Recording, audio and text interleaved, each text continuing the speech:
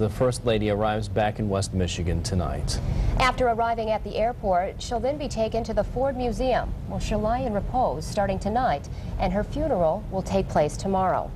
Services for Mrs. Ford started yesterday in California, and our political reporter Rick Alvin talked with her family after those services. The question here is, how's the family holding up? Very stressful time for them. It is, of course, because while it is a national remembrance of a remarkable First Lady, they're remembering a mom and a grandma, and so it is a difficult time for it, but they're also used to having their family personal lives played out on a national stage, and once again they're doing that.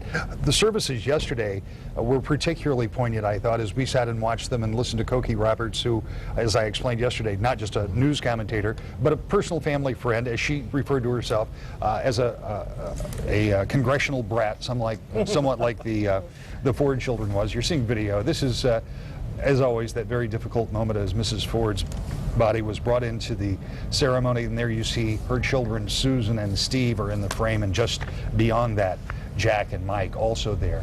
But this was the beginning, and in talking with some of the family folks and one of the family representatives last night, they're doing well. I think there's some folks that are tired and about to get more so. It's a big trip back to Grand Rapids, but they always look forward to coming back to what even they consider home. Even though they weren't raised here, they still think of this as really the place where their parents were raised and grounded, and this is still what they believe is home, which of course why Mrs. Ford is making this homecoming her final trip back to Grand Rapids. You know, we're looking at the pictures here from the services that were in Palm Desert. We're also going to be seeing some live pictures here shortly of the transfer, basically, the movement from Palm Desert here to Grand Rapids. But a lot of people may not be aware of and may wonder why the Fords chose Palm Desert as a place to spend their later years rather than Grand Rapids or even Vail, which is another city in Colorado which they were well known for living in. A lot of considerations, but not the least of which was Betty's health. She suffered from arthritis, and partially stemming from that pinched nerve that she had for years, but had pretty serious arthritis, and simply better. The weather was better for her there. I suspect, and I don't mean this in any flip way, but there are also some pretty good golf courses in that yeah. part of the world. And you remember the president was a very avid golfer, and on top of that, and pretty good, really. He wasn't known for as being a very good golfer, but he certainly was a lot better than he gets credit for. You know, and it is interesting when you mention the president, because he was so athletic. I mean, he played football for the University of Michigan, could have played pro ball, but it was that whole Chevy Chase thing where he stumbled from a plane, and then Chase picked up on that on Saturday Night Live. And it's kind of humorous when you think back that probably one of the most athletic presidents we've had in the second half of the 20th century was the guy they made fun of for not being, but he really was. But the Fords, you know, have always considered Grand Rapids their home, which is why there's so much focus. I couldn't help but when you said Mrs. Ford would arrive at the Ford International Airport, and then she'll take the Ford Freeway to the Ford Museum. I mean, this community is in very many ways about the contributions that they made and about the legacy they leave behind, which includes, when you look at downtown Grand Rapids, you have to remember that in very many ways that started with the development of the Ford Museum on the banks of the river that was overlooking a downtown that was pretty run down, that there were a lot of things that was a gutsy call. Nobody may think about it right now, but that was a gutsy call to put that museum right there, because it was kind of run down at that point. And you listen to Rick DeVos talk about it, and he was a part of that, as well as, you know, redeveloping the Pentland Hotel and turning it into the Amway Grand. I mean, there was so much effort that went into it, and the Fords were really the start of it. They were, and you have to always remember when you talk about the DeBosses and the Van Andels, and when you talk about the Myers and the Cooks and all the people, that one of the things that Grand Rapids benefits from greatly are the people in this town that are willing to put back into this town. And Gerald and Betty Ford were certainly of that mind, because they wanted their legacy to rest on the banks of that river, and that was really a catalyst. So I think that says something about the way they thought of this community and why it is wholly appropriate that she's coming home to be buried here, and of course we'll be at all of those services. We're going to continue watching the feed from Palm Desert. Absolutely. We'll go back there as soon as there is any activity that shows up there, but for now we need to move on to the area in and around the Ford Museum. Very busy at this hour, as you would imagine here. Preparations continue for Mrs. Ford's arrival. So let's get straight out to 24 Hour News 8's Joe LaFurgey, who's live at the museum right now with more on that. Joe. Yeah, Brett, matter of fact, we're just across the street from the museum on Pearl Street. There you see the sign outside the museum, and you see folks still coming to take pictures, to leave little tokens in honor of Mrs. Ford there at the sign in front of the museum. The museum entrance, of course, the museum remains closed down as it has been, but you see the entrance is now blocked off as well. A lot of activity, as you said, around there. They just finish placing all the American flags on that driveway that takes you to the front portion of the museum. Here's a traffic note to pass along and some live pictures as well. You see Pearl Street remains just down to one lane between the expressway and basically in front of the hotel, in front of the Amway Grand. And you can see all the media vehicles from throughout the state, from actually throughout the Midwest. They have used that as a staging point, as they did when President Ford died. That is their parking spot where they can wire in and get all of the events coming out of the museum for the next couple of days and beam them back to wherever they need to go. Here is what you can expect later on today. Mrs. Ford's body will arrive in West Michigan around 5 o'clock at the Gerald R. Ford International Airport in Cascade Township. There, her family will be greeted by Governor Rick Snyder. From the airport, her body will leave for this location, the Ford Presidential Museum. Now, you can pay your respects to the former First Lady starting tonight. Her body will lay in repose in the lobby at the museum, and that will continue throughout the night. It'll start again tomorrow morning, Thursday morning, just before the funeral service. During those times, a memorial book will be available for you. That will be at DeVos Place. That's the same memorial book that was in the entrance to the museum starting Friday night. Now, once again, if you're headed downtown to pay your respects, we want to remind you there is no parking at the museum. You have to find a spot and walk. Some options include the dash lots that surround the museum and surround the downtown area. Another option for you is that government ramp that runs under City Hall in the county building. They'll actually open that up free to the public starting late this afternoon, early this evening, and that'll remain open while her body lays here in repose. That is another option for you. But if you remember when President Ford died, there'll be a lot of people lined up there too, so you might want to give yourself some extra time if you're planning on coming downtown. Live in Grand Rapids, Joe LaFurci, 24-hour News 8. We're going to take you back to California right now this noon, where we are now seeing the casket, the Betty Ford, being taken out of the church there in Palm Desert. We'll watch these for a few minutes here.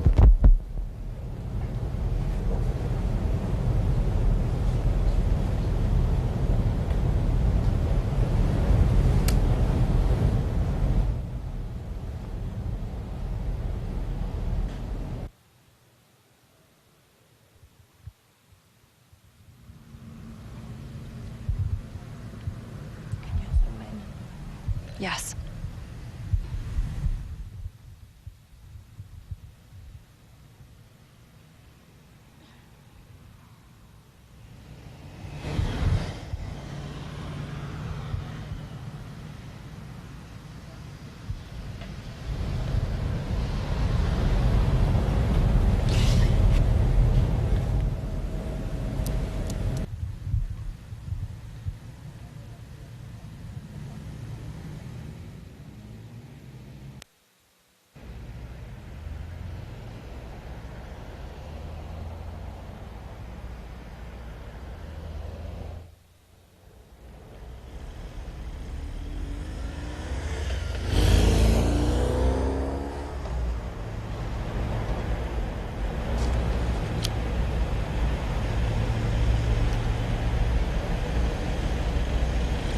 The casket of former First Lady Betty Ford was just placed into a hearse moments ago. Family members, First Lady arrived here about half an hour ago, had some private time at her signed the church with her casket before it was taken to Palm Springs International Airport. Her remains will be transferred to Grand Rapids, Michigan.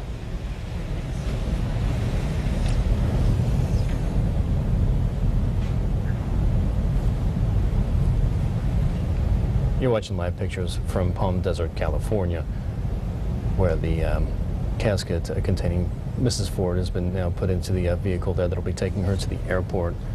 Of course, we're continuing to monitor what's going on out there. Rick Albin sitting here next to us in studio. Rick, what are we looking at here? What's going to happen next? Well, you're seeing a group of family members who are exhausted, who have been dealing with this since last Friday, and they're not even halfway through all of the public ceremonies. They'll have another private ceremony here in Grand Rapids, another public ceremony this afternoon. They will get a chance to catch up on a little rest overnight, and then the process starts again tomorrow, as we have outlined, as Joe LaFurci was pointing out.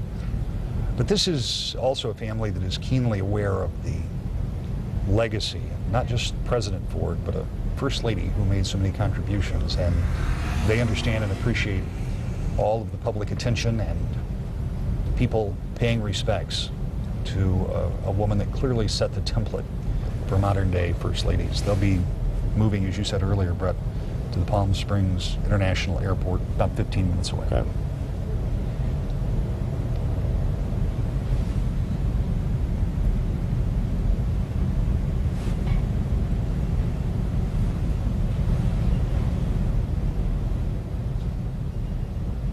Looked to me as if perhaps the source of this, which is Yeah. one of our affiliates, maybe rolled some tape there. Apologize for any confusion. These are live pictures. This is a similar situation that we saw 5 years ago, basically. President Ford was had the same kind of Right. service here beforehand. The family obviously brought his casket out and sent it, put it in the vehicle. It went off and left from the same airport. Different situation, though, being that Mrs. Ford is going to be coming directly here to Grand Rapids, whereas the president was led in state in the state capital, or pardon me, the nation's capital there. I went for about 24 hours before it was brought here. Actually, a little longer, because if you recall, and Brett, you remember that we all went over these plans so many different times in the run-up, and one of the things that is traditional is that you don't use Sundays when you start counting the days, and it so happened that the president ended up in Washington on Saturday, and they don't move, the government funerals, generally speaking, do not move a body on Sunday, so he ended up lying in state for that entire day as well, and then they came back on Monday, as I recall. And then there was a holiday in there as well. How did Right. that play in? It was the 26th when he passed, and so New Year's Day came in there at some point, and the funeral was actually, he died in 2006, funeral was in 2007. So yeah, there were a number of complicating Yes. factors, a holiday, a Sunday, as you mentioned. Now, as we see the hearse here, as it heads to the airport here, Palm Springs Airport. That's right. Obviously, 15 minutes away, you say, is about the travel time. They're going to be bringing Mrs. Ford back on an official government aircraft. Is that correct? It will be one of the blue and whites. It's what you would see if the President of the United States were to fly somewhere, the Secretary of State, or any of those. It's all part of what is loosely referred to as the presidential fleet. They are not all equipped identically. Obviously, the President flies primarily in the 747. This is the 757, somewhat smaller version, but it is really the workhorse of the Boeing fleet. It is called a C-32 in military terms. There's really not much difference in the military and the private version, except for the configuration in the cabin. They're essentially the same. This airplane will land at Ford International Airport. It will be carrying Ford family members. It will be carrying some security, as you saw. There were people there who were standing at a security watch. Some of those will be Secret Service. There are also a handful of very close personal associates that will be on that airplane, including Randy Bumgardner. Randy Bumgardner is the Assistant Director of Protocol for the White House, and he, as in that role, is also the manager of Blair House, which is just across the street from the White House, where visiting dignitaries stay. And the Fords were so thankful to him and the hospitality that he showed Mrs. Ford when they were in Washington for President Ford's state funeral, that they asked him to be a part of this service, as is Lieutenant General Swan, who was her escort during those services, and he will be traveling with the family as well. Very small, select group of people that will be traveling on that plane with the family. We're watching here these live pictures coming out of Palm Desert right now, and there are some people that are lining the route there, preparing, and I imagine that sort of thing will be happening here in Grand Rapids to some extent once Mrs. Ford does arrive here around 5 p.m. this evening. And there's that airplane that Rick was talking about there, the 737. 57, pardon me. It's, you know, I was looking at that. Of course, it's kind of a majestic scene as it was sitting there with the desert in the background, and I'm reminded that that paint scheme is the lasting legacy of another First Lady. Jacqueline Kennedy first came up with the blue and white with the gold trim for Air Force One. Her husband, John Kennedy, then flying on the 707, that 707 that became so famous on that fateful day in November coming back from Dallas. But it was her idea for the paint scheme to kind of brighten it up. They'd been painted kind of a military drab, and this has been, with a few modifications, has been the standard ever since. And you instantly know when you see that airplane that whoever is inside has some very deep connection to the United States government. Yeah. It's pretty serious stuff. So. Now, obviously, this is something that's on loan from the federal government. Right. Then, basically, something that the Obama administration has, Yes. has offered up, essentially, if the family wanted the use of the government aircraft? Absolutely. The Obama administration has offered, as they do for all first families, but particularly in this case, of course, they work very closely with the plans and the organization, up to and including having representation at the funeral yesterday in California. First Lady Michelle Obama, which is very traditional for the sitting First Lady to attend the funeral of a First Lady if they pass during that period of time. But also the Secretary of State was there representing the Clinton administration, her family, as a former First Lady, but also representing this administration. So the Obama administration has paid very close attention to the passing of Betty Ford. In fact, that was the first statement that I saw on Friday night, was from the White House. And just so you know, that's kind of the way the notifications go. They go, when the First Lady passed away, the first people to be notified, of course, is the family.